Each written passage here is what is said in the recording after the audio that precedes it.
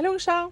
Allô, alors pour l'électricité, les prises de 110 volts, la plaque, le four puis le chauffe-eau ne fonctionnent pas normalement. Tout ce qui fonctionne, c'est les lumières. Ça fonctionne sur le 12 volts. Les petites prises ici pour USB puis USB-C. Si on veut du courant électrique, on prend le inverter. Le petit bouton qui est le signe on-off, on clique dessus, puis on attend d'entendre le bruit. On entend le petit bip, on l'a entendu.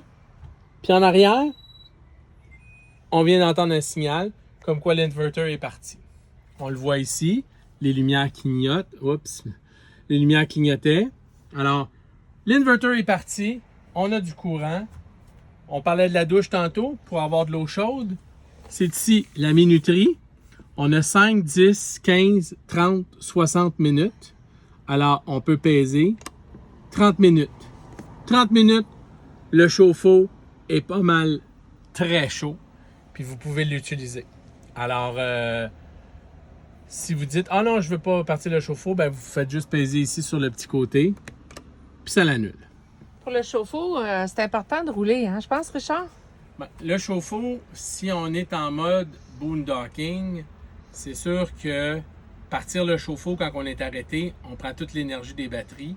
Vous le voyez sur l'application qu'on vous a dit de prendre, Voltium, ça gruge énormément. C'est du 110 volts intense. Ça peut baisser d'au moins 20 à 30% votre batterie. Alors, ce qu'on suggère, c'est que si vous savez que vous voulez prendre une douche, il vous reste à peu près 1 heure de route à faire, ben, on part 30 minutes.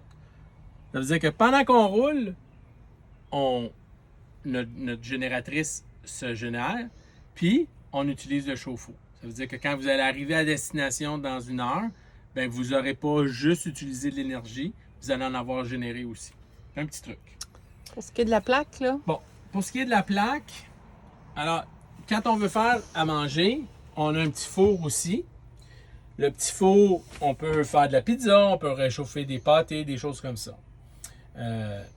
Sur le 110 volts, on ne peut pas tout utiliser en même temps.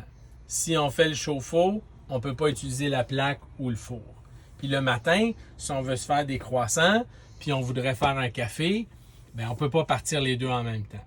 Alors, on fait notre café sur la plaque. Après ça, on fait nos croissants ou nos toasts dans le petit four.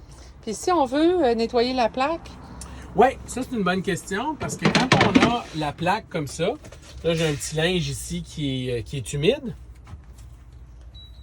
Ah, on voit, aussitôt qu'on passe, c'est sensible à l'eau. Alors, ce qu'on a remarqué, nous autres, plutôt qu'avoir un mode d'erreur comme ça, c'est qu'on a la prise reset ici, puis c'est là-dessus qu'est pris notre plaque à induction. Fait qu'on vient peser sur le reset pour le mettre à off. Comme ça, ben, on peut bien nettoyer notre plaque. Même si on la mouille un petit peu, c'est pas grave. Elle fait plus de code d'erreur. Je vais me prendre un autre petit truc pour l'essuyer. Là, on essuie notre plaque, elle est toute propre. Puis là, ben, on peut remettre la prise.